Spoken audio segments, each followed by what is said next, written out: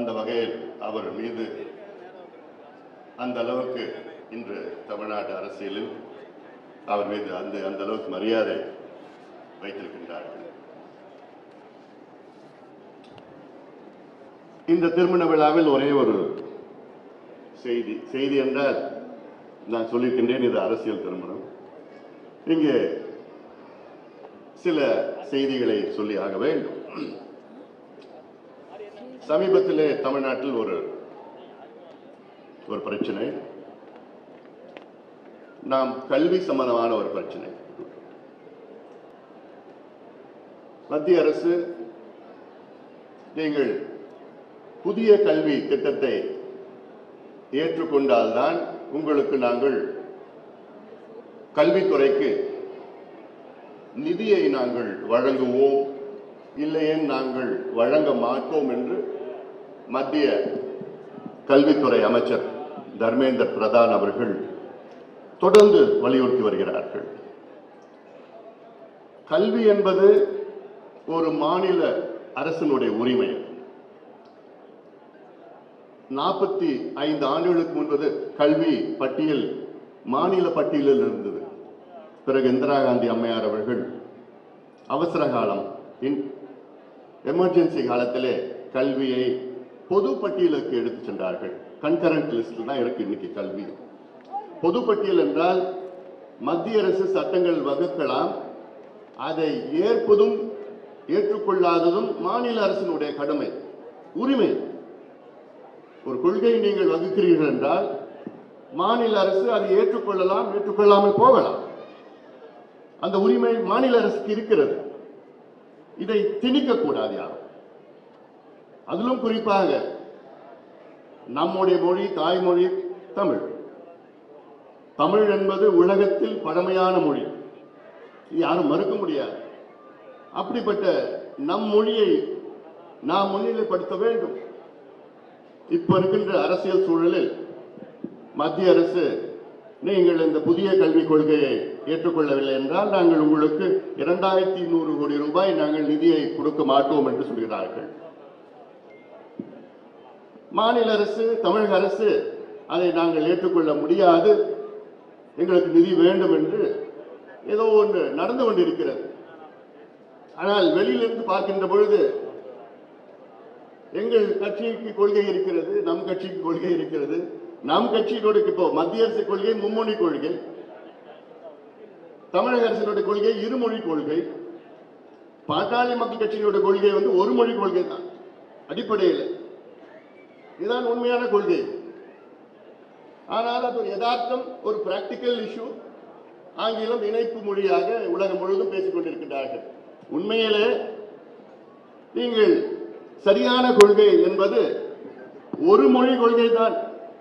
உலகம்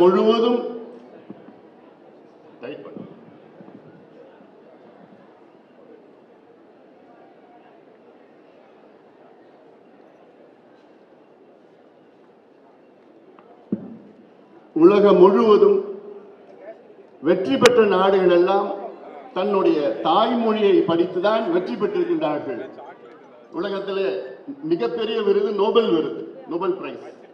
இந்த நோபல் விருதை பெற்றவர்கள் 90 விழுக்காடு தன் தாய்மொழியை படித்துதான் அந்த நோபல் விருதுகளை பெற்றிருக்கின்றார்கள். 90 விழுக்காடு.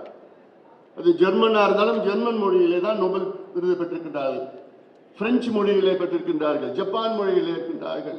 இப்படி ஒவ்வொரு மொழியிலும் பெற்றிருக்கின்றார்கள். நமக்கு என்ன, உலகத்தில் பழமையான மொழி நம்முடைய மொழி, அதாவது நம்முடைய தாய்மொழி. இதை விட பெருமையா தான் இருக்குமா நமக்கு? நமக்கு ஒரு கௌரவம் மட்டும் இல்ல, அது ஒரு கர்வம் கூட.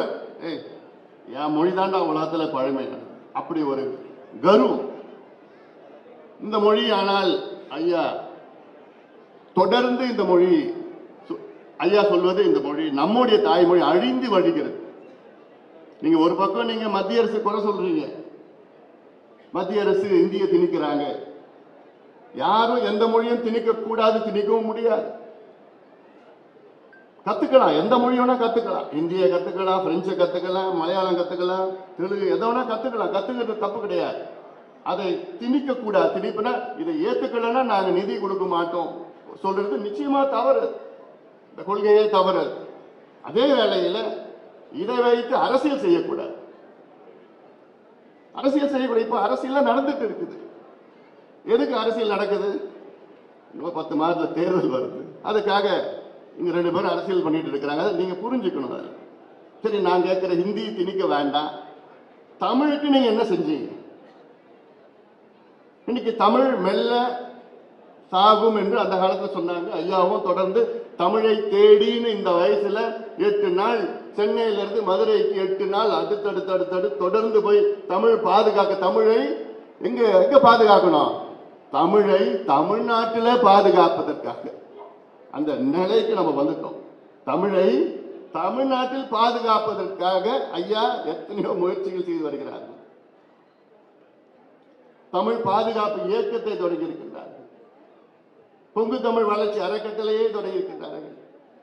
மக்கள் தொலைக்காட்சி என்ற ஒரு வித்தியாசமான தொலைக்காட்சி. மக்கள் தொலைக்காட்சி வருவதற்கு முன்பாக எல்லாமே ஆங்கில வார்த்தைகள் தான். மக்கள் தொலைக்காட்சி வந்த பிறகுதான் நேரலை, பேருந்து, மகிழ்ந்து, தாணி, அலைபேசி, தொலைபேசி, கைபேசி இதான் நம்ம பயன்படுத்திட்டு இருக்கிறோம். இது எல்லாத்தையும் காரணம் ஐயா தான். இதற்கு முன்பு எத்தனையோ ஆட்சியாளர்கள் வந்தாங்க போனாங்க. யாரு தமிழுக்கு என்ன பண்ணாங்க? ஒண்ணும் கிடையாது. இன்னைக்கு தமிழ்நாட்டில் நினைச்சு பாருங்க, கிட்டத்தட்ட 55 பள்ளிக்கூடங்கள் தனியார் பள்ளிக்கூடங்கள், 55 விழுக்காடு, 45 விழுக்காடு பள்ளிக்கூடங்கள் அரசு பள்ளிக்கூடங்கள். அப்போ இதுதான் வளர்ச்சியா? கல்வி என்பது அனைவருக்கும் தரமான, இலவச, கட்டணம் இல்லா, சுமை இல்லாத கல்வி கொடுப்பது அரசு கடமை. It is a fundamental duty of the government to give quality education to all, free education. ஆனா இங்க கல்வி வியாபாரம் கேட்கிறாங்க. தனியார் கல்வியில ஹிந்தி படிக்கிறாங்களே அரசு கல்வி. ஏன் நீங்க அப்படி இந்த நிலையை உருவாக்குனீங்க? இவங்க ஆட்சிக்கு 67க்கு வர்றதுக்கு முன்பு தமிழ்நாட்டில் எத்தனை தனியார் பள்ளிக்கூடங்கள் இருந்தது தெரியுமா? மொத்தமா 20 பள்ளிக்கூடம் தான் இருந்தது.